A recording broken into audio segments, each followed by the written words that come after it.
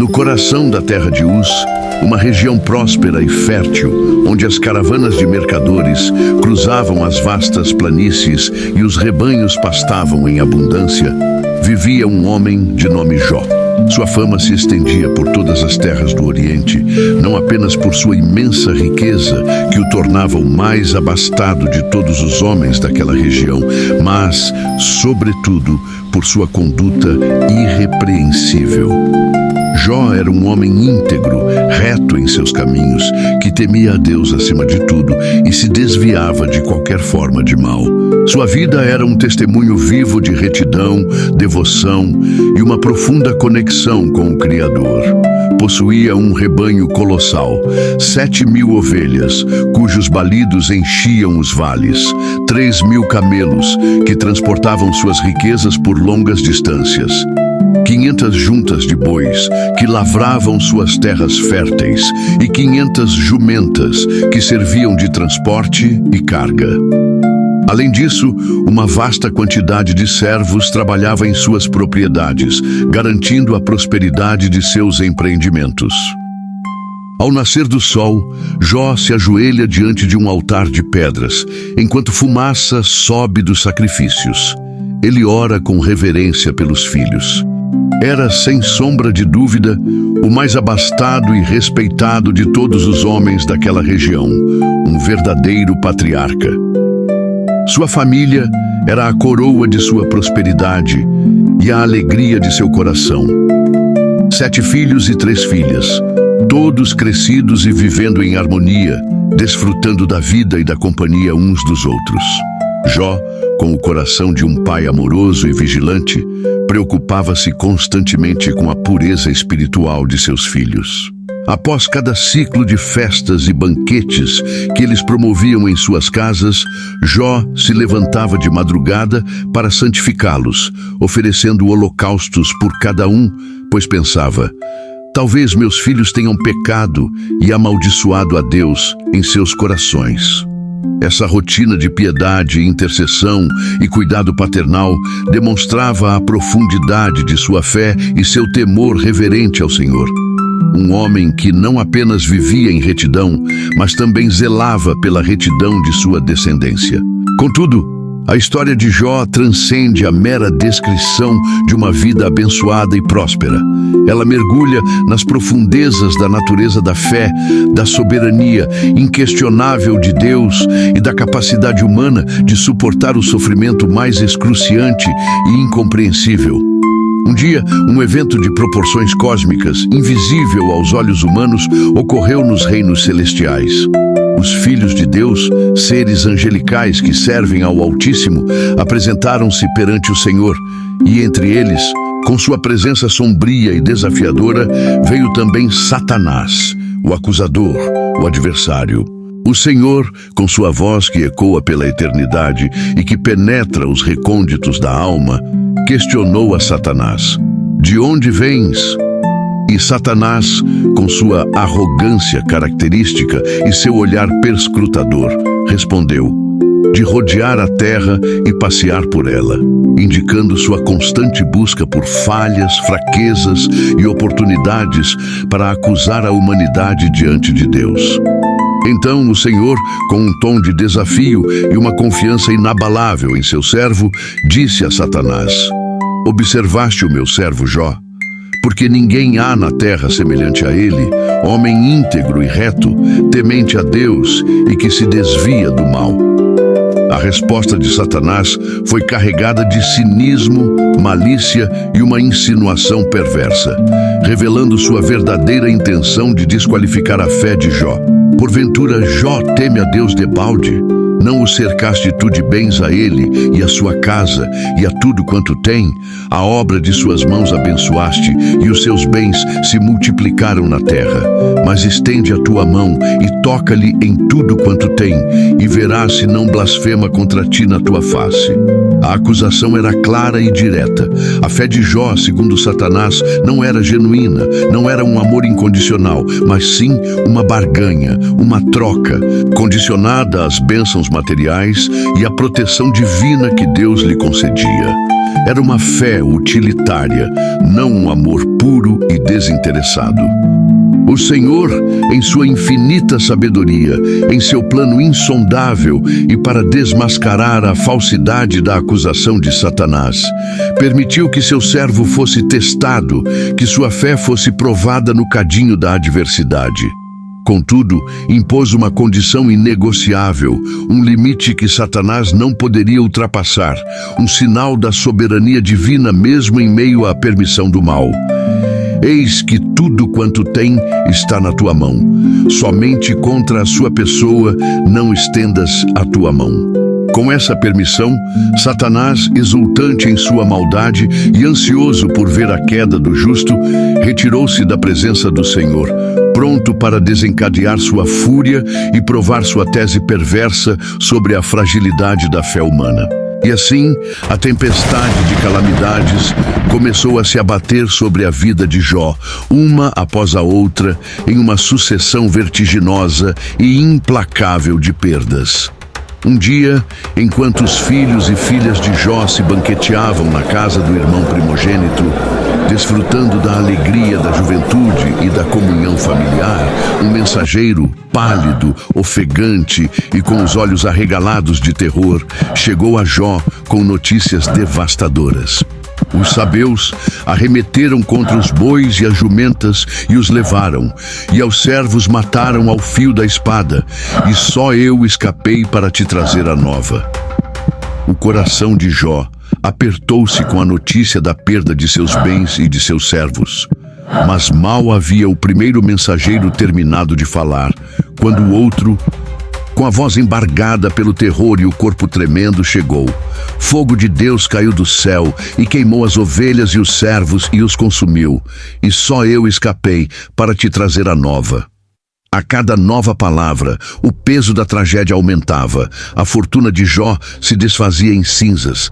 Mas o golpe final, o mais cruel e dilacerante de todos, ainda estava por vir. Antes que o segundo mensageiro terminasse seu relato, um terceiro mensageiro irrompeu. Os caldeus, divididos em 3 bandos, deram sobre os camelos e os levaram, e aos servos mataram ao fio da espada, e só eu escapei para te trazer a nova. A mente de Jó mal conseguia processar a magnitude de tais perdas, a ruína de seu império material, mas a dor mais profunda estava reservada para o último e mais terrível anúncio. Enquanto este último mensageiro ainda falava, chegou mais um, com a notícia que despedaçaria o coração de qualquer pai, que faria a alma se contorcer em agonia. Estando teus filhos e tuas filhas comendo e bebendo vinho em casa de seu irmão primogênito, eis que um grande vento sobreveio do deserto e deu nos 4 cantos da casa, que caiu sobre os jovens, e morreram. E só eu escapei para te trazer a nova. Em um único e terrível dia, Jó perdeu tudo o que possuía: seus bens, seus servos e o mais insuportável, todos os seus 10 filhos. A dor era inimaginável, um abismo de luto, desespero e incompreensão se abriu diante dele. Uma escuridão que parecia engolir toda a luz, toda a esperança de sua existência. O homem mais rico do Oriente tornou-se em poucas horas o mais desolado e desamparado. Diante de tal calamidade, Jó, em um ato de profunda dor, e ao mesmo tempo de uma fé inabalável que desafiava a lógica humana, rasgou o seu manto, rapou a sua cabeça em sinal de luto e humilhação, e prostrando-se em terra, adorou. Suas palavras, proferidas em meio à angústia mais profunda, ecoaram com uma fé que transcendia a compreensão comum do sofrimento e da perda. No saí do ventre de minha mãe, e nu tornarei para lá. O Senhor deu e o Senhor tirou, bendito seja o nome do Senhor. Em tudo isso, Jó não pecou, nem atribuiu a Deus falta alguma. Sua fé não era condicional às bênçãos materiais, não era uma fé de conveniência, mas uma entrega total e incondicional à soberania divina, um reconhecimento de que Deus é bom, justo e digno de louvor, mesmo quando seus caminhos são incompreensíveis e dolorosos. Mas Satanás, em sua persistência maligna e seu desejo insaciável de ver a queda do justo, não estava satisfeito. Ele se apresentou novamente perante o Senhor, e o Senhor, em sua onisciência e em seu propósito eterno, questionou: observaste o meu servo Jó? Porque ninguém há na terra semelhante a ele, homem íntegro e reto, temente a Deus e que se desvia do mal, e que ainda retém a sua integridade. Posto que me incitaste contra ele para o consumir sem causa. Satanás, com sua astúcia e seu desejo de ver a fé de Jó ruir, propôs um novo e mais cruel teste, um ataque direto ao corpo e à saúde de Jó, pele por pele. E tudo quanto o homem tem dará pela sua vida, mas estende a tua mão e toca-lhe nos ossos e na carne, e verás se não blasfema contra ti na tua face. E o Senhor, em sua permissão soberana, estabeleceu o limite final, a linha que Satanás não poderia cruzar. Eis que ele está na tua mão, porém guarda a sua vida. A vida de Jó estava protegida, mas seu corpo e sua saúde seriam o novo campo de batalha, o palco de uma provação ainda mais íntima e dolorosa. Então, Satanás feriu Jó com tumores malignos, desde a planta do pé até o alto da cabeça. Feridas purulentas, dolorosas e repugnantes cobriam seu corpo, causando-lhe uma agonia física indescritível, uma dor constante que não lhe dava trégua. Jó sentou-se em cinzas, um lugar de luto, humilhação e desolação, e pegou um caco de telha para raspar suas feridas, buscando um alívio mínimo para a coceira, a dor incessante e a repulsa que sentia de seu próprio corpo. Sua esposa, vendo-o em tal estado de miséria e desespero, com o corpo coberto de chagas e a vida desfeita, com a alma amargurada pela perda dos filhos e da prosperidade, disse-lhe com amargura e desespero: ainda retens a tua integridade? Amaldiçoa a Deus e morre. A dor dela, misturada com a incompreensão e a falta de esperança, a levou a proferir palavras de desespero e revolta. Mas Jó, com a sabedoria que vinha de sua profunda fé, de sua inabalável confiança em Deus e de sua integridade moral, respondeu com firmeza e serenidade: como fala qualquer doida, assim falas tu. Receberemos o bem de Deus e não receberíamos o mal. Em tudo isso, Jó não pecou com os seus lábios, mantendo sua integridade e sua fé inabalável, mesmo quando a dor física e emocional, a incompreensão e o abandono o cercavam por todos os lados. 3 amigos de Jó, Elifaz, o temanita, Bildade, o suíta, e Zofar, o naamatita, ouviram falar de toda a calamidade que havia se abatido sobre ele e vieram de suas terras para consolá-lo e expressar sua solidariedade. Eram homens de respeito que se importavam com Jó.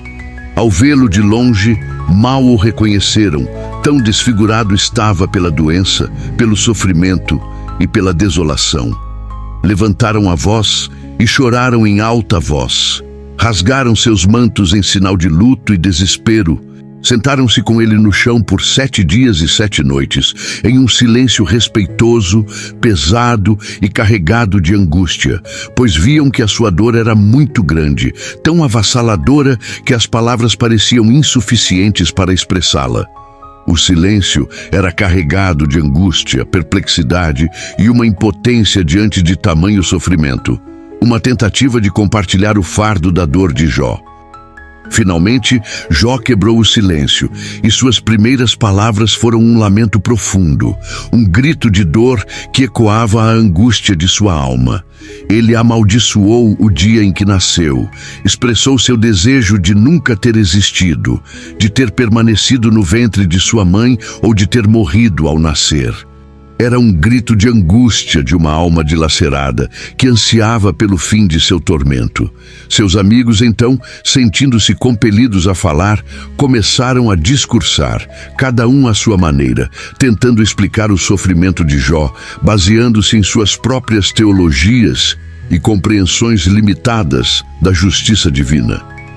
Elifaz, o mais velho e talvez o mais sábio entre eles, argumentou que o sofrimento era consequência direta do pecado, sugerindo que Jó devia ter cometido alguma transgressão oculta, pois quem pereceu sendo inocente, ele insinuava que a dor de Jó era uma punição merecida.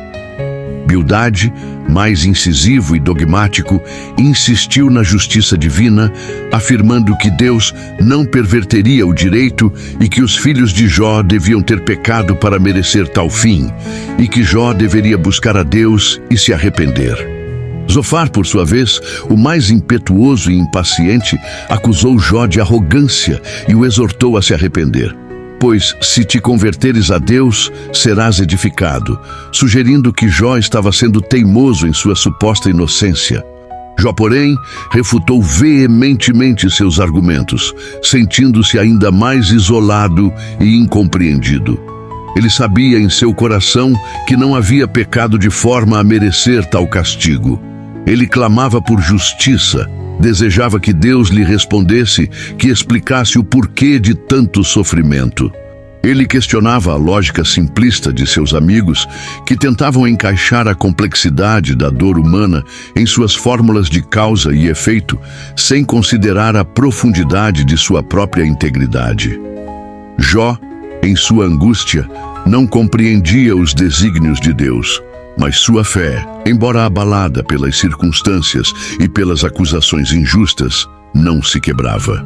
Ele ansiava por um encontro com o Criador, por uma explicação que transcendesse a compreensão humana, por uma resposta que acalmasse sua alma atormentada e lhe desse algum sentido para sua dor. Em meio aos debates acalorados e às acusações veladas, um jovem chamado Eliú, que havia permanecido em silêncio até então, irrompeu com sua própria perspectiva. Eliú, indignado com a falta de sabedoria dos amigos de Jó e com a autojustificação de Jó, repreendeu os amigos por não terem encontrado uma resposta satisfatória e repreendeu Jó por se justificar mais a si mesmo do que a Deus. Ele argumentou que Deus usa o sofrimento não apenas como punição, mas como um meio de instrução, disciplina e purificação para afastar o homem do mal e revelar-lhe seus propósitos mais profundos e seus caminhos misteriosos. Eliú preparou o caminho para a intervenção divina, mostrando que a sabedoria de Deus é insondável, que seus caminhos são mais altos que os nossos e que o homem deve se humilhar diante dela, reconhecendo sua própria limitação e a grandeza do Criador. Finalmente o Senhor respondeu a Jó do meio de um redemoinho, uma manifestação poderosa e majestosa de sua glória e soberania. Deus não deu a Jó as respostas diretas que ele esperava, nem explicou o motivo de seu sofrimento em termos humanos e lógicos. Em vez disso, Deus fez uma série de perguntas a Jó, perguntas que revelavam a sua majestade, o seu poder ilimitado e a sua sabedoria inquestionável na criação e no controle do universo. Onde estavas tu quando eu fundava a terra? Fazemos saber se tens inteligência. Quem lhe pôs as medidas, se é que o sabes? Ou quem estendeu sobre ela o cordel? Deus descreveu a complexidade da natureza, a grandiosidade dos animais selvagens, a imensidão do cosmos, a força dos elementos, a beleza da criação, tudo para mostrar a Jó a sua própria pequenez, a sua limitação e a infinita superioridade do Criador. Era uma lição de humildade, de reconhecimento da soberania divina e da incompreensibilidade dos caminhos de Deus. Diante da magnitude avassaladora de Deus, Jó se humilhou profundamente, com o coração contrito e a alma rendida.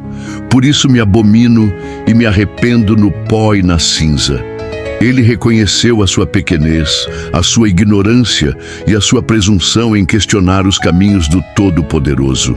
Jó não obteve uma explicação lógica para a sua dor, mas obteve algo muito mais profundo e transformador. Uma revelação da grandeza de Deus que mudou completamente sua perspectiva e sua compreensão da vida.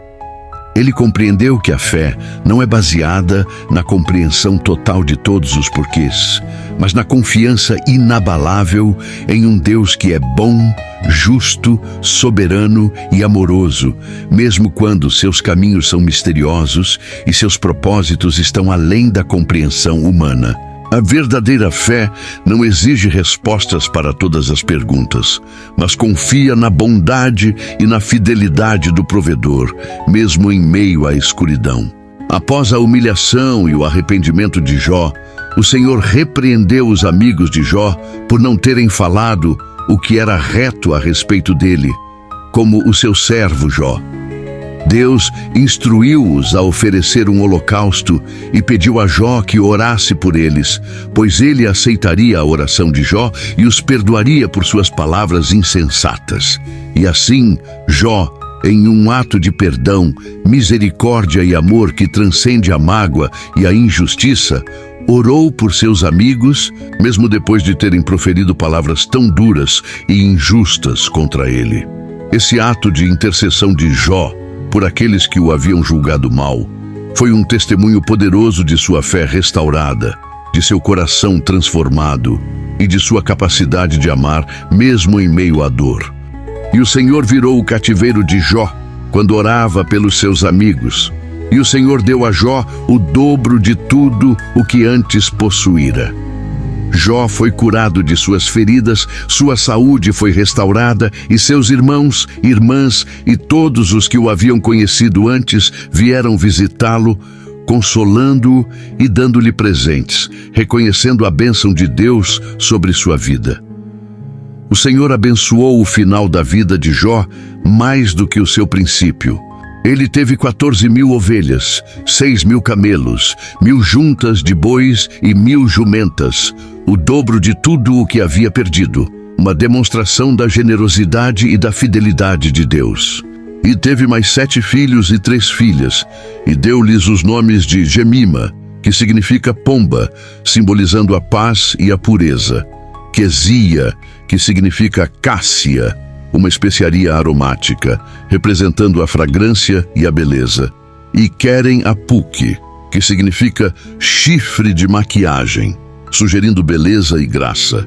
E em toda a terra não se acharam mulheres tão formosas como as filhas de Jó, um sinal da bênção e da restauração divina em todas as áreas de sua vida. E depois disso, Jó viveu 140 anos, e viu seus filhos e os filhos de seus filhos até a 4ª geração, desfrutando de uma vida longa, próspera, cheia de paz e de profunda comunhão com Deus. E morreu Jó, velho e farto de dias, um exemplo eterno de fé, paciência, perseverança e da fidelidade inabalável de Deus para com aqueles que o temem. A história de Jó é um testemunho eterno da fé que resiste à prova mais severa, da paciência que supera a adversidade mais cruel e da soberania inquestionável de um Deus que, mesmo em meio ao sofrimento aparentemente sem sentido, tem um propósito maior e um plano perfeito. É uma narrativa que nos convida a confiar em Deus, mesmo quando não entendemos seus caminhos, a manter a integridade em face da dor mais excruciante e a reconhecer que a verdadeira sabedoria reside em nos humilharmos diante da majestade divina. A jornada de Jó nos lembra que a dor é uma parte inevitável da experiência humana, mas que a fé inabalável em Deus pode nos sustentar, nos transformar e nos levar à restauração e a uma compreensão mais profunda do seu amor, poder e fidelidade.